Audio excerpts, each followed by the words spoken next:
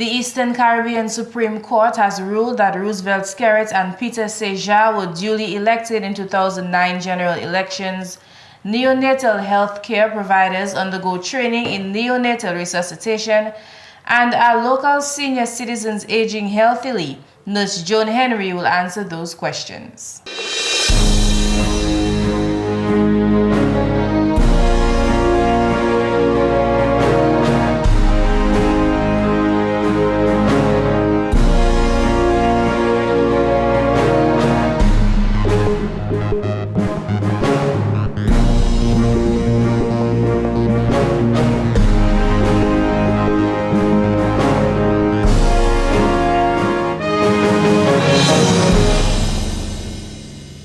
Hello and thanks for joining us on another edition of National Focus. I'm Jarna Hector. And I'm Tarnia Green. Stay with us for the details of these and other stories right after the break.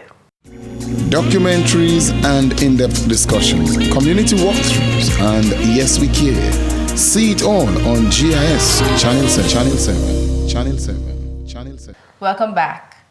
The battle questioning the legitimacy of Prime Minister Roosevelt Skerritt and his Education Minister Peter Seja as elected members of Parliament came to an end following a judgment by the Eastern Caribbean Supreme Court of Appeal on Monday.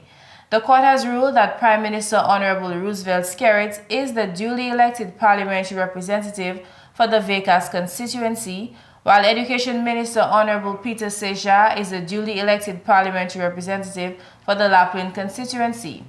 Back in 2010, two representatives of the opposition United Workers' Party had gone to the courts in an attempt to disqualify Prime Minister Roosevelt Skerritt and Honorable Peter Seja as members of Parliament on the grounds of electoral breach, since they reportedly held a French citizenship on nomination day ahead of the December 18, 2009 general election. The matter was first heard in the High Court in Dominica, but High Court Judge Gertel Thom had ruled in favor of Prime Minister Skerritt and Honorable Peter Seja, rejecting the petitions by the UWP members Maynard Joseph and Honorable Ron Green.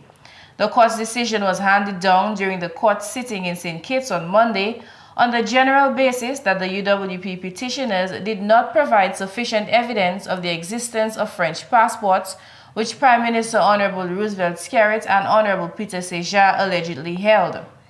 GIS News will bring you reactions to the court ruling in Tuesday's newscast. In more news, government continues to make available farm inputs to ensure that productivity is maintained. This was emphasized by Member of Parliament for the St. Joseph constituency, Honorable Kelvin Daru, when he addressed Parliament last week. Honorable Daru says the provision of fertilizer to farmers in the Bells area has encouraged them to undertake an agro-processing project in that community. We've seen several farmers throughout the length and breadth of the constituency receive fertilizer for their farms. And all this is in an effort to ensure that we keep the farming industry and the agricultural sector alive and working well. And that is why, Mr. Speaker, in Bells, we provided the farmers of Bells with fertilizer. And they have gone within their farmers group and ensured that the farmers in Bells have fertilizer available to them.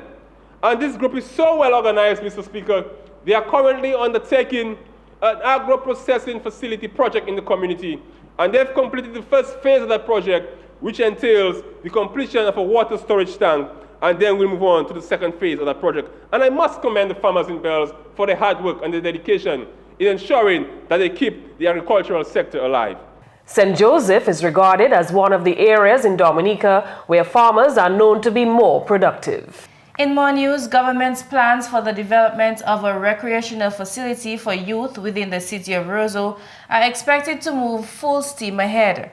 The first component of the project, which involved excavation and drainage works, was recently completed. Senator Honorable Alvin Bernard told Parliament last Thursday that the facility is designed to provide young people with an avenue to develop their sporting talents and to recreate. Honorable Bernard confirmed that over $1 million will be spent on the state-of-the-art facility in Roseau. We intend to spend in the excess of $1.2 million on this facility, Mr. Speaker, so that the young people and the citizens of Roseau, we will have the opportunity to recreate and participate in various sporting activities. Because we believe that having sporting and recreation facilities at the local level is the breeding ground for our prospective sportsmen and women. This plan, Mr. Speaker, has been an integral part for the last 7 years of the development plan of the area. The Roseau recreational facility will be built alongside the new DGS wing in the vicinity behind the Winter Park Sports Stadium. Offshore Marine Construction Company has been contracted to undertake the project. Member of Parliament for the St. Joseph constituency, Honorable Calvert Daru, has assured his constituents that roads and other infrastructure that were damaged by natural disasters will be restored at the soonest possible time. Honorable Daru told the House of Parliament last Thursday that restorative works will continue in several locations in the constituency, including the Otro Bando area. Currently, Mr. Speaker, the ongoing river works in the community of St. Joseph continues. And so far, as a Member of Parliament, I am pleased with the walls next to the gas station in St. Joseph, which has protected the residents in that area, and also some of the works which have been done to ensure that the entire cemetery road has been repaired, because this road collapsed after the passage of Tropical Storm Ophelia and the river damaged that road completely. And this road has been restored. But more has to be done, Mr. Speaker. And as a Member of Parliament for St. Joseph, I believe that the people of the community of St. Joseph have placed their confidence in me to speak on their behalf. And that is why, Mr. Speaker, I have walked the entire length and breadth of that road, the Ochobando area in St. Joseph. I've walked with the engineers. I've walked with the Minister of Public Works. And I have pointed out several areas that have remained of significant concern to me as a Member of Parliament and to the people of St. Joseph. And I believe that the ministry has already done some of the estimates to ensure that these areas are addressed and addressed quickly. The parliamentary representative gave a firm commitment to continue to work in the interest of his constituents. He specifically spoke about improving agriculture, housing, and the constituency's human resource. Selected neonatal healthcare providers of the Princess Margaret Hospital began training on Monday in neonatal resuscitation. The training is a collaboration of the Pan American Health Organization, PAHO, the Princess Margaret Hospital, and the Children's Hospital in Montefiore, New York. Dr. Binta Lambert, consultant neonatologist of the PMH, gave a background of the training's conception. We have recognized the need for further training in neonatal resuscitation skills in particular. And along with some of the colleagues that I met during training, I invited some of the neonatologists where I was trained to come down here and sort of run or facilitate a workshop. We also joined up with the Pan American Health Organization, who also, since I've been here, have informed me that PAHO is actually interested in helping us, providing technical assistance with our goals with regards to increasing our neonatal survival in Dominica. So all three of us, along with the Ministry of Health, partnered together to put this workshop together. Shirley Augustine, country representative of the Pan American Health Organization, also delivered a few brief remarks. She focused on neonatal and infant mortality rates. If our neonatal mortality rates are high, then automatically our infant mortality rates will also be high. And we live in an age of technology where the statistics for Dominica do not just remain in Dominica and at the Princess Margaret Hospital. They are on the web where everybody can see them, and having very high infant mortality rates and neonatal mortality rates does not speak well, it doesn't augur well for the health of a country, the health status of a country. So PAHO, along with the Ministry of Health, has been working, trying to improve the neonatal survival in Dominica. The training facilitators are Doctors Orna Rosen and Robert Angert. of the Children's Hospital in New York. We are thrilled and happy to be here, and we are very grateful to Dr. Lambert for inviting us. We see it as a privilege to come to this beautiful country. I've never seen a place so nice as this place, and wonderful people. And we are thrilled to participate in this program. Dr. Lambert was trained with us, as she said, and since then we keep in close contact. And these negotiations or planning are going on since Dr. Lambert left United States. And she came up with the idea that that could be the helpful thing to do, to go for a neonatal resuscitation program, which we are both instructor. As a matter of fact, Dr. Engert is our chair of this program, and I'm his co-chair. I applied for a grant that I would like to be very grateful and thankful to the Albert Einstein College of Medicine Global Health Center, that they have dedicated little grants or bigger grants to people who want to do what we wanted to do, to go and help decrease the disparity between country to country, to make everybody rise up with these medical services that we can provide, and to actually decrease the suffering of babies and children in the world. According to Dr. Rosen, the grant received provided for travel expenses and neonatal care equipment, which will be donated to the Princess Margaret Hospital. The first day of training targeted 10 individuals who will serve as trainers after the close of the week-long sessions. And the following 4 days will take the format of morning and afternoon sessions, during which 10 participants will be trained per session. All participants will complete an open book written test based on the neonatal resuscitation manual. The selected healthcare professionals include midwives on the Stronach ward, nurses in the neonatal unit, junior doctors attached to the pediatric and obstetric departments, as well as selected doctors. A study was recently conducted on the island to determine whether senior citizens are aging healthily and what strategies can be implemented at a community level to aid in that objective. Nurse Joan Henry performed the survey on behalf of the Ministry of Health on 479 elders, which comprised 274 females and 205 males between the ages of 65 and 101. The study sought to determine the lifestyle patterns of Dominica's elderly, their health literacy, the prevalence of chronic non-communicable diseases among them, and their use of preventative health services. According to the report, these factors affect the healthy aging process. Joining us now to discuss those factors is Nurse Joan Henry. Welcome to National Focus today, Nurse. Thank you for having me. We found your study very interesting, and we thought we would like to share it with the public. What stands out to me first is that a few of the respondents determined that they do not have sufficient funds, really, to accommodate their lifestyle, their aging. What can we do about that? Several things would need to be investigated to ensure that we can do something positive about it. Mm-hmm. We know on island at present there are several programs. There are government programs, there are non-governmental programs assisting persons who are older. Mm-hmm. You have your pension scheme, you've got persons assisting their family members, and you also have the welfare division providing financial support. But these programs are not reaching everybody. Right. And so you find some persons who participated in the survey said that the monies that they have to meet their day-to-day spending or their day-to-day expenditures was inadequate. Things like the electricity, the water bills, and food in particular.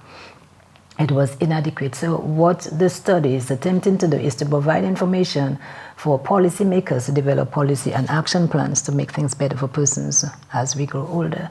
So what would need to be done is to assess the programs that are already on island, find out who are benefiting from these programs and where the inadequacies are and how best those things could be adjusted to allow persons who really need the assistance to receive it. You mentioned earlier that the Yes We Care program is helping. How much help is it providing? Well, I cannot give you a percentage because my study was not to find out the percentage of persons on the Yes We Care program.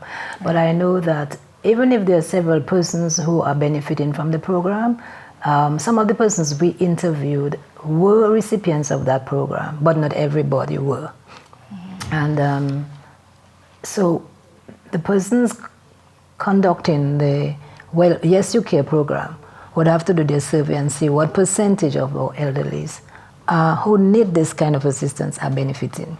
Okay. And if they are not, then how they can get the money program. Okay, your study also indicates that there is low self-management or poor self-management of chronic non-communicable diseases. What does that mean? When we talk about self-management, we're referring to things that you can do for yourself to improve your health, and things that persons with high blood pressure, diabetes, and other such conditions can do to improve their health status is to ensure that they take their medication. And you know, people do not like always to take medication. Right. To ensure that they maintain their appointments when appointments are. Well, I'm referring particularly to persons who are in that age group who are still able to move around. Persons who are not able to move around, most times the healthcare providers in those districts visit these persons, and family members or other caretakers are responsible to enable them to do what they need to do. So persons who are ambulant, who should be able to take in their medication, who should keep their appointments and ensure that they eat right and they do the exercises that they need to do, they are not doing it adequately. And because of this, you find their condition is not well controlled. A person who is hypertensive and does not take their medication as it is prescribed definitely are exposing themselves to a greater danger, because if there is no control, the organs that are affected by this condition are going to get worse. Whereas if they take the medication, after a period of time, you will have restoration or control of the condition, and then your medication levels or dosages will be reduced. So you have gotten to a point where this is being controlled. But when this is not happening and they don't understand the benefit of taking the medication or doing, maybe not everybody who are hypertensive are on medication, they just need to have the diet and exercise. Right. And the important thing for us to remember, people get wary of doing things, but what we need to ask ourselves is, what I'm doing benefiting me? And if it's benefiting me, then I need to continue to do it as much as I need to allow me to enjoy life. Because it's quality of life we're looking at, right? So this is what we want persons to understand. You've got a chronic condition, whether it's high blood pressure, whether it's diabetes, and you're over the age of 60 or even younger. Once you have a condition and you need to do some things to have it controlled, it's in your interest to do what you need to do. All right, wise words. You mentioned exercise, and your study indicates that more than 60% of the respondents do not participate in physical exercise. But you know, they have a certain age, so what exercises can they do conveniently to promote healthy aging? I know we are people who love to dance, and dancing is good exercise. I see. And especially for the older persons who may not be able to leave their homes, once they can get up from their seat, they can hold the back of a chair. You can put the music on for them and they can dance. They can move their legs. It is important because if you move your legs, you move your hands up and down, it will enable the circulation to increase. And as you do that, it will increase the heart level to allow it to function better. Then you have more blood flowing into your body, allowing the nutrients to enter and the toxins or the poisons to leave. So little things like that. And when people dance, they usually laugh anyway because you have this kind of emotional thing going on. So if they do that, then it allows them to laugh, it allows them to feel good, it increases their self-esteem. It also will strengthen their muscles and allow them to have stronger bones, so the bones won't have bone loss, because as you grow older, the bones get thinner. But a simple thing like dancing or, you know, lifting weights, they can lift not heavy weight like what you do for young persons, but have them lifting like a 5-pound weight in each hand so that they have their muscle strength, endurance, because they would need to do that. And if they do that, it's enough exercise to keep them managing their conditions. So Nurse Joan Henry, health promotion specialist, is advocating for dancing and laughing, yes, right? Yes, and you dance, you put on your music, you dance. Huh? And we have good music. You have the older persons know their Jingping, their whatever it is. Not only the end of the year when we're celebrating that you should play Jingping, you know. It's something that they love. They love. It's their life all the time. So we should, with the younger ones, should encourage them to do their dancing and enjoy themselves. And that will also take their minds off their problems. It will lighten things up for them. So, you know, those things are important to our older persons. Thank you very much for joining us on National Focus today, Nis. Hopefully we'll have you on again sometime soon to promote healthy aging once more.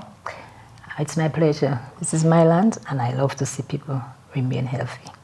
Thank you, Nis. And finally, this news time with the date fast approaching when American Airlines suspend its American Eagle services from San Juan to Dominica. Original Airline has announced plans to begin flying from Puerto Rico to Dominica. Beginning on April 1st, 2013, Seabourn Airlines, which is based in St. Croix, will operate flights originating from Puerto Rico into Melville Hall Airport. Director of Marketing and Sales at Seabourn Airlines, Mike Ritzy, was in Dominica last week meeting with government and local travel agents, fine-tuning arrangements for the company's start of operations here. We sat down with Mike and spoke to him about the new airline company. We've been in the Caribbean for over 19 years. Our home base is in St. Croix, U.S. Virgin Islands. And so we understand the Caribbean market. We understand when storms are coming in the summertime, when we need to close down and evacuate the planes. So we have a great track record. Our safety is our #1 concern, and we have an excellent safety record. The new routes will be flown with 34-seat Saab turboprops with 2 pilots and in-flight service.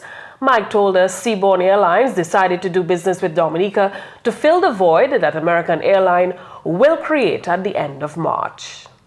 We knew there was going to be a need with American Eagle pulling out of the Caribbean market. And with that need, we also already planned on buying the Saab 340 airlines, which would give us the ability to travel further. So when all this was starting to happen, almost, we started working on this project about a year ago with the new planes coming, and we were already looking at which markets we felt would be a good match for Seabourn. And then when we were told about the American Eagle pulling out of the market, it made a perfect fit for us. Seabourn Airlines is also positioning itself to take on much of the American Eagle traffic and have moved to secure major arrangements with American Airlines. Mike said on February 18, Seabourn launched its first interline arrangement with the company, allowing for the transfer of baggage between the 2 airlines on the ramp at San Juan's airport. We are now working real close with American Airlines. We do have interline agreement with them already.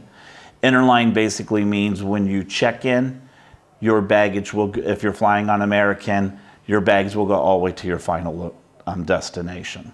So we already have that, and we're in the process of working with code share, which then means once we get to code share, American Airlines will be selling tickets on us. And then if you buy your tickets through American Airlines, you still get your American frequent flyer miles. Even on the portion of the flight on us, you would get that also. He says Seabourn is excited about doing business with Dominica. He says initially Seabourn will make 1 flight per day into Dominica. Right now it'll be 1 flight a day. And it's going to follow very closely to what the American Eagle flight is. So it's going to be a midday flight, leaving San Juan. Currently, in that the exact time is not set in stone yet, so I really don't want to say the time, but it's right around noonish. The flight would be leaving, so it should be getting here on island sometime between 1:30 and 2. So it's going to be very similar to the flights that American Eagle is currently flying, and it is 7 days a week. In preparation for operations here, the company conducted several test flights into the Melville Hall Airport last week. And that's the English segment of the news. McPherson, St. Luce is up next with the Creole highlights. Allô tout le monde, bienvenue à cette nouvelle en créole. Non, moi c'est McPherson Saint-Luce. Premièrement, projet géothermique avancé Dominique. Parole ça la sortie du ministère énergie Honorable Ribbon Blackmore au ligne de meeting ministère énergie qui prend place en Trinidad où la police énergie discuter. I carry come now à présent. Nous avons un document qui ça guide nous. En Dominique, tout de suite, nous avons venu au Parlement pour nous finaliser ce que le Resources Development Bill. Nous avons mis ça en loi pour en Dominique. So bagay qui bien pour nous car blaive Dominique. En autre nouvelle, gouvernement Dominique a continué et puis révolution kai en Kalinago. Parole celle sortie au Parlement honorable Ashton Grano. Vraiment ça a fait un pile travail les vignassous kai nous a fait ba Kalinagos. Nous avons fait un premier set nous taper fondé au Venezuela. Tout le monde a déjà avait besoin nous taper nous fait kai hod fondé nous taper hod pays chinois. Nous avons fait 10 kai qui nous avons avec nous avons l'autre 10 qui juste nous finit là à besoin qui nous que ba moun tout de suite. Nous aussi on l'autre set pour faire en place live equibish parce que ça c'est on commune en place Kalinago qui peut taper yon kai. So ça c'est dernier kai là nous que fait avec nous que commencer ça tout de suite check en mois ça là avec bon après comme ça pour nous que ça va tout le monde kai yo. Aussi nous ka garder compte manger kay moun. So nous avons une liste moun qui besoin kay manger. So nous avons commencé à travailler avec le Ministry of Housing, avec annoncé officier Jamouté en place Kalinago avec garder kay ces moun là pour quantité assistance au besoin pour manger kay. So ça c'est bagay nous ka fait. Nous beaucoup fini et puis kay en Kalinago. Département de drogue Dominique a fait parole comment yo bien avancé pour ramasser information situation drogue en pays. On gros network qui tape collaboration police, division welfare et puis l'hôpital Princess Margaret assisté département là mettre ces informations salam qu'a concerné drogue en Dominique à un record ailleurs. Directeur département là Jacinta Banis fait parole pour négliger l'école qu'a concerné danger drogue. Si l'homme madame Banis information neuf là qui est sorti en mois qu'a venu. Banis aussi fait parole en survie qu'a concerné étudier l'école secondaire qui a servi de drogue qui est sorti tout de suite. Finalement, le gouvernement Dominique a continué la discussion qui a concerné une facilité pour processer poisson, ça a fish processing plant. Parole ça l'a sorti au ministère pêche, honorable Dr. Kenneth Darrow. Nous avons commencé la discussion avec Caracas pour setting up un fish processing plant. Déjà, nous avons commencé ce premier meeting là. Ça, c'est un projet qui est à the early stages toujours. Ok, mais nous espérons que nous allons continuer la discussion avec nous le projet qui va venir pour fruition. C'est quelque chose qui bénéficie tout Dominicain, c'est Marouen qui est en place là. Nous savons que toute poisson que Marouen, Tchébé, qui vend, parce que fish processing plant ça. Qui a process package, ça nous a évalué dans les poissons qui a rentré dans Dominique. So comme on est bien bon dans cette discussion là, mais nous espérons que nous allons continuer la discussion et ça finira tout fruition. Messieurs, mesdames, ça c'est tout pour nous faire en créole pour à présent. Non, moi c'est McPherson Saint-Luce. Au revoir. Thanks, McPherson. When we come back, we'll tell you the importance of good posture.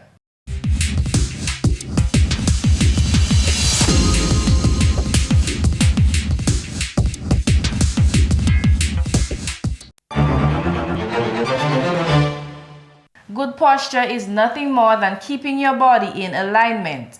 When standing, good posture is a straight back, squared shoulders, chin up, chest out, and stomach in. If you can draw a straight line from your earlobe through your shoulder to your hip, your knee, to the middle of your ankle, you have good posture. Good posture means your bones are properly aligned and your muscles, joints, and ligaments can work as nature intended. It also means your vital organs are in the right position and can function at peak efficiency.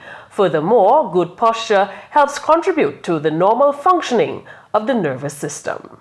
And that's all for this edition of National Focus. We always welcome your suggestions and comments. Drop us an email at gis@dominica.gov.dm or visit our website news.gov.dm. Friend us on our Facebook page and be sure to like our GIS Dominica fan page. You can also catch up on past National Focus newscasts on our GIS Dominica YouTube channel. On behalf of the entire news production team, I'm your presenter, Tarnia Green. And I'm Jarna Hector. Thank you so much for watching.